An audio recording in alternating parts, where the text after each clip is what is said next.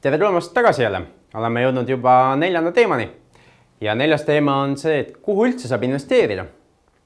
Ja liigume kohe edasi. Kõigepealt siis kodutöödest. Kas sa said oma halvad võlad kirja? Ja kuidas sul läks? Et kui sul tekkis mingisuguseid huvitavaid momente, siis jällegi oled tõedunud neid jagama oma sõbraga või oma cashflow mängukaaslasega.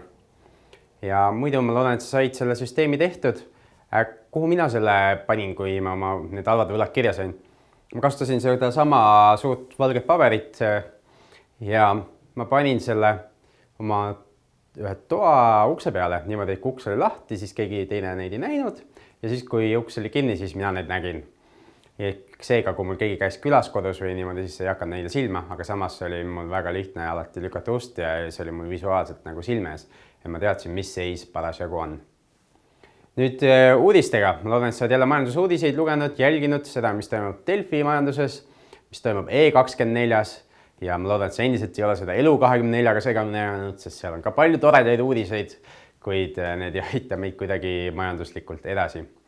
Ja Äripäev, muidugi roosa paber endiselt on väga hea või siis Äripäev keskkond, kus ka uudised igapäevaselt ilmuvad. Ja cashflow mängimise on loodetavasti sul ka tehtud nende erireeglitega, millest me eelmine kord rääkisime. Ja liigume edasi tänase teema juurde. Räägime, kuhu üldse saab investeerida. Kiyosaki jagab pildi suures pildis 4, et on 4 varaklassi. Neid jaotusid on ka teisi, kuid me vaatame siis seda Kiyosaki varaklasside jaotust. Esimene varaklass, üks suuremaid ja üks lihtsamaid, millest alustada on väärtpaberid. Ja väärtpaberite alla kuulub väga palju erinevaid asju. Siin alla kuuluvad näiteks aktsiad, võlakirjad, optsioonid, futuurid ja kõiki neid ei pruugi üldse täna teadagi. Ja sellest pole midagi, sellepärast, et meil on alles baaskoolitus. Ja paljud need instrumendid on suhteliselt keerulised ja nõuavad nagu lisaõppimist ja lisatööd. Aga samas on võimalik näiteks optsioonidega ka samamoodi tekitada endale igakuist rahavoogu erinevate aktsiatest. Nii et seda kindlasti tasub edasi õppida. Väärtpaberite alla lähevad ka igasugu fondiosakud ja kõik muud asjad. Tihti, kui me kuuleme mõnda teist inimest rääkimas investeerimisest, siis ta räägib nendest erinevatest varaklassidest ja pakub sulle välja erinevaid fonde. Näiteks, ma ei tea, maavarade fond, kinnisvarafond, kõik muud asjad. Kiyosaki mõistes kõik need on väärtpaberid. Need on kõik üks ja sama asi tema jaoks. Et nendel ei ole mingisugust erinevust. Et me vaatame seda, kuidas sa saad otse asja omada. Järgmine suur varaklass ongi kinnisvara. Ja siin me ei mõtle siis mingisugust kinnisvarafondi, või mõtleme seda, et sina otse omad kinnisvara või läbi oma ettevõtte omad kinnisvara.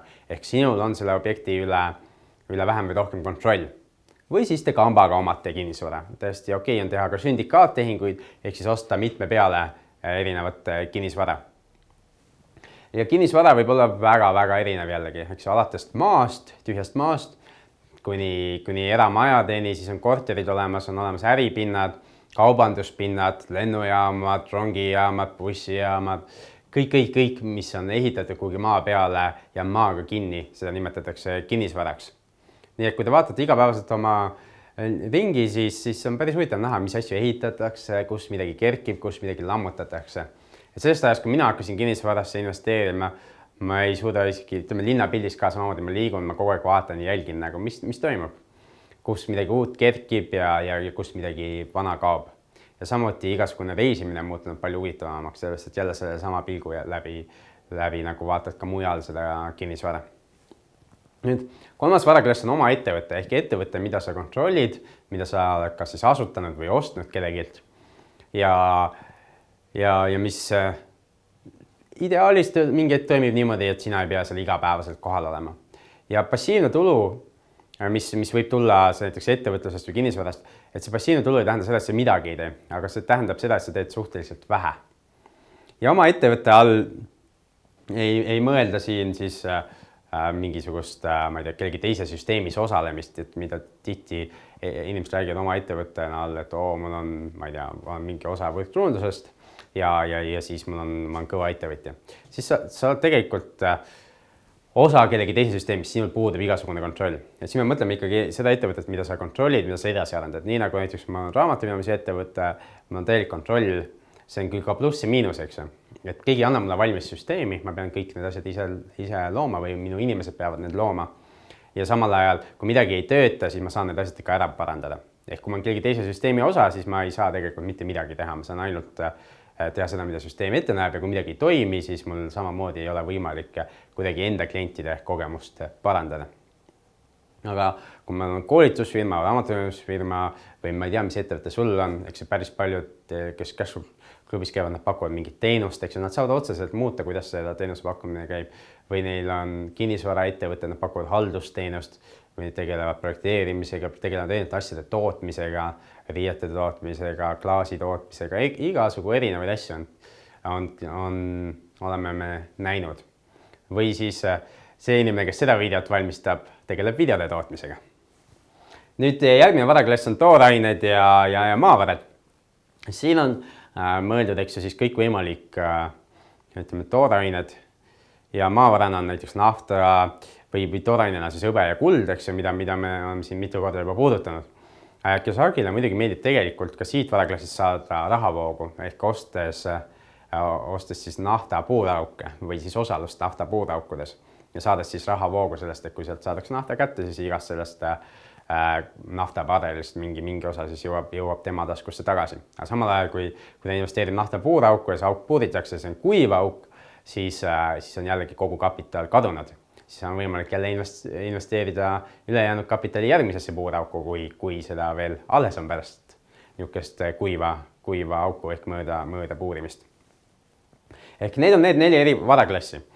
Ja nagu ma ütlesin, kõige suurem ja olulisem asi on siin see, et õpi tundma neid varaklasse ja investeeri otse nende varaklassidesse. Mitte ära mine panga müügiesindaja juurde, kes tihti kannab nõustaja nime ja kes ütleb sulle, et meil on fond olemas iga asja jaoks.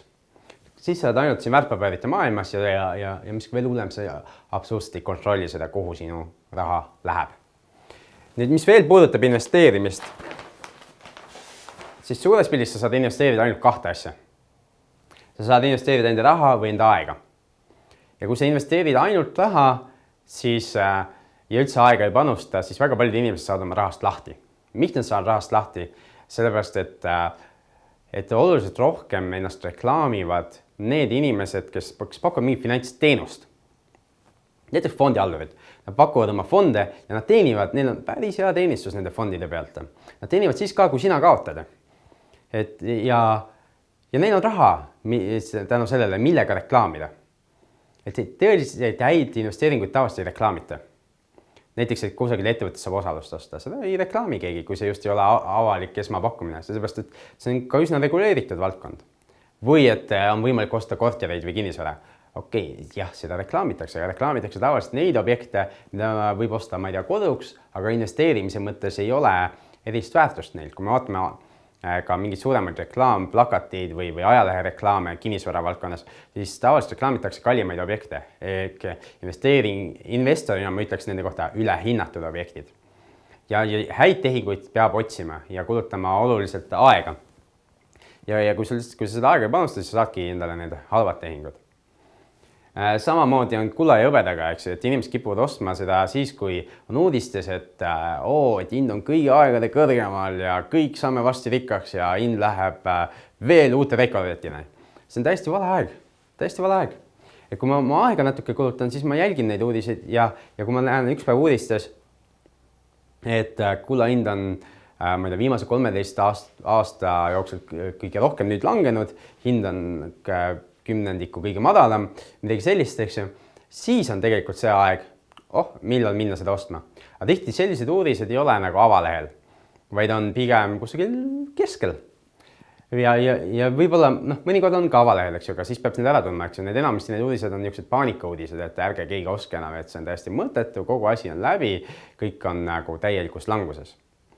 Ja niisugune tõelise investori loogika on täpselt vastupidi, et kui öeldakse, et kui veri on tänavatel, siis tasub osta. Ja kui kõik juba taksojuhid räägivad, et nad hakkavad kinnisvaraga rikkaks saama või aktsiatega rikkaks saama või kullaga rikkaks saama, et siis on nagu viimane aeg professionaalsel investoril turult lahkuda ja lasta nendel taksojuhtidel kõik kokku osta. Ja taksojuht on ikka kuihundlik väljend, et see ei tähenda otseselt taksojuht, see tähendab inimest, kes ei ole teadlik, kellel on kodutöö tegemata, see tähendab sellist inimest. Ehk siis, kui sul ei ole täna raha, see on väga hea. Investeeri aega, tee endale need asjad selgeks ja alusta väikselt. Sa teed niikuinii vigu, mina olen teinud vigu, sina teed kindlasti vigu ja mida vähem raha sul alguses on, seda parem tegelikult. Sellepärast, et sa kaalud asju rohkem, sa pühendad rohkem aega ja sa teed neid asju ettevaatlikumalt. Ja samas, kui sul on aega vähe ja raha palju, siis helista, siis räägime sellel teemal. See on ju naljaga pooleks öeldud, et lihtsalt vali oma nõuandjad hoolega ja see, kelle kätte sa raha annad, nagu vali väga-väga hoolega. Sellepärast, et sina võib-olla annad oma 5 aasta säästud või 10 aasta säästud kellegi kätte ja tema lihtsalt kaotab ära selle. Ja tegelikult ta röövib sinu elust päris palju aega. Millest me jõuamegi edasi 2 emotsioonini, mis on investeerimisega seotud. Need 2 emotsiooni, põhilist emotsiooni on hirm ja ahnus. Paljud inimesed, kui kinnisvarahinnad on näiteks kõrgel ja olid siin buumi ajal, et siis inimesed kartsid ilma jääda. Neil oli hirm, et ma ei saagi endale uut kodu osta, kui ma nüüd kohe ei osta. Ja see hirm pani neid tegutsema, selle buumi tipus tegema rumalat otsust ehk osta siis. Ja sama on näiteks ahnusega. Et päris palju ja järjest rohkem näiteks Eestisse ka jõuab erinevaid skeeme ja pakkumisi. Tuleb mingid inimesed lükkavad, ma ei tea, Rahvusraamatukogu saali täis või Euroopa hotelli saali täis Tallinnas või mõne muu odavama koha tihti. Ja tegelikult võib ka see kallimas kohas toimuda. Ja esitlevad mingisugust võimalust, kuidas inimesed teenivad 50 või 100% aastas või 200% aastas või ma ei tea, mingisuguseid utoopilisi numbreid. Ja inimestel lööb ahnus üle, nad ei esita ühtegi küsimust enam. Võib-olla või mõne küsimus esitavad, saavad mingisuguse sisutühja vastuse ja ütlevad, siin on minu elu säästud, palun, võta. Ja tore on, kui nad midagi tagasi saavad, aga tihti sellega nagu lõpebki kogu see investeerimine ära ja siis pärast on nagu peanorgus ja öeldakse, et ma sain petta. No mida sa ootasid siis? Kui täna keegi sulle pakub, ütleme, intressina või tootlusena, ma ei tea, mis see number võiks olla, ütleme, mingi kahekohane number seal algusjärgus, ütleme 10-12%, ja selle keegi pakub sulle tootlust, siis sa pead väga täpselt uurima, mis värk on. Jah, on võimalik saada sellist tootlust ja on võimalik saada suuremat tootlust, aga seda ei saa niisama, sa pead panustama kas aega või teadmisi või mingi põhjus peab seal olema või mingisugune risk on seal olemas.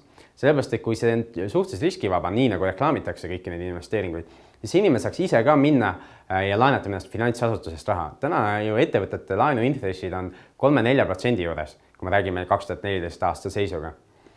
Siis intressid on nii madalad, miks peaks keegi maksma sulle 20?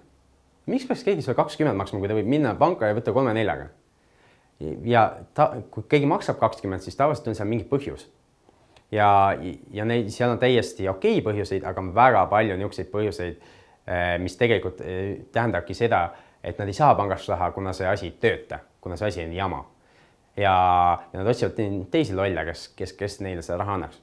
Vahest on ka okei põhjuseid, et inimesel ei ole veel kas kogemust, siis pean mina vaatama, kui ma annan laenu välja näiteks 20%-ga, siis ma pean vaatama, et kui see inimene, kellel ei ole kogemust, ei saa hakkama, et kas ma olen valmis ja kas ma soovin selle projekti üle võtta ja selle lõpuni viia. Ja kui minu vastus on jah, mul on piisavalt endal kogemust ja tahtmist ja oskusi, et see projekt üle võtta, siis ma võin talle selle laenu anda. Sellepärast, et mul on mõlemal juhul hea meel, kui ta maksab mulle tagasi ja kui ta ei maksa mulle tagasi. Aga lihtsalt lambist niimoodi anda projekti, millest sa ise aru ei saa, see on väga-väga ohtlik ja see on enamasti tingitud sellest ahnuse emotsioonist või hirmust milleski ilma jääda. Aga liigume edasi. Nüüd, kui investeerimise juures ongi teine valiku koht on jälle, kas sa tahad õppida vigadest ja ehk otsustada ise asju ja ise nendest õppida. Ehk see sama, et ma ostan näiteks, ma ei tea, täna kulda ja hind langeb. Okei, ma õpin midagi sellest. Mina ise tegin selle otsuse. Ja loodetavasti mul oli mingi põhjus, miks ma just täna ostsin, mitte mingil teisel ajal. Nüüd ma saan vaadata, et kas see minu allikas ei teadnud päris hästi, mida ta rääkis, või ta eksis ajastusega, või ma saan otsida mõne uue allika juurde, kes võib-olla, kellel on täpsem või värskem info. Ja ma arenen edasi tänu sellele. ma olen ise korduvalt seda infot ka teinud, ma olen kuulanud kedagi, ostnud mingeid asju, teinud midagi ja kaotanud raha. Ja aga ma olen õppinud sellest seda, et tuleb rohkem allikaid vaadata, saada värskem info, korraga vähem raha panna, erinevad õppetunnid on sealt tulnud. Nüüd, mida väga paljud inimesed teevad, on see, et nad annavad raha kellegi teise kätte. Ja kõige levinum koht, kuhu raha antakse, on siis finantsasutuste, pankade poolt pakutavad fondid ja ka nende hoiused või siis pensionifondid, eks ju. Sest ma olen pensionifondi raha ja saan 45 aasta pärast teada, et ma tegin vale otsuse. Mis siis saab? Siis suure tõenäosusega ühel või teisel kujul nad ütlevad, aga point jääb samaks ja on see, et hoia edasi, et 45 aasta pärast on kõik parem. Aga kas minul on veel 45 aastat aega oodata? Pigem mitte, kui ma just ei ela 120 aastaseks, eks. Ja teiseks, miks ma siin üldse raha panin, kui ma sealt seda tagasi ei saa või väga väheselt tagasi saan. Nii ehk, mis mina tahan siin teha, on see, et julgustada sind tegema ise otsuseid ja sa saad harjutada otsuste tegemist läbi cashflow mängu, kuid ära jää sinna mängu kinni, vaid liigu edasi ka pärisellu. Ja siit me jõuamegi uute kodutöödeni. Ja selle korra kodutööd on võtta üks uus cashflow mängu leht ja täida see ära. Ja seekord pane sinna cashflow mängu lehele kirja, millist finantsseisu sa soovid näha endal 10 aasta pärast. Kas on sul palkatöö endiselt? Võib-olla ei olegi palka enam. On sul passiivne tulu? Kus kohas see passiivne tulu tuleb? Mitu korterit sul vaja on? Näiteks sa ütled, et ma tahan 1000 eurot korteritest saada, kinnisvarast. Arvata siis välja, mitu korterit sul vaja on. Näiteks lihtne valem võib olla see, et kui sa ostad korterid, mida sa välja üürida 350 euroga, kui sa kogu laenu ära maksad, siis on 3 tükki vaja. Aga kui sul on laenuna ja tahad 1000 teenida, siis tulevad jällegi teised numbrid. Nii et tee see töö ära. Või sul on oma ettevõte ja arvutad sealt kaudu palju passiivset tulu võiks tulla. Ehk siis järgmiseks korraks täida ära see cashflow mängu leht, panna sinna kirja need numbrid, nagu sa näed, et need on 10 aasta pärast. Ja edasi kulusid samaks jätta nagu täna. Arvesta ikka sellega ka, et kulud ka kasvavad. Nüüd teine kodutöö nagu ikka on lugeda uudiseid ja olla kursis sellega, mis majanduses toimub. Ning kolmas kodutöö on järjekordselt mängida cashflow'd, kuid seekord on teine erireegel. Ja seekordne reegel on see, et sul on odavatust väljasaamiseks vaja passiivset tulu nii kinnisvarast kui aktsiatest või väärtpaberitest. Cashflow mängus kinnisvarast on lihtne passiivset tulu saada, kuid seal on mõned kaardid, väärtpaberikaardid, millega on ka võimalik passiivset tulu saada. Nii et otsi need üles ja osta midagi nendest ka juurde. Ja siis oledki odavatust väljas. Aitäh sulle kuulamast, me kohtume järgmises videost viimast korda ja siis saamegi baasteadmistega ühele poole. Nii et kohtumiseni juba järgmises videos.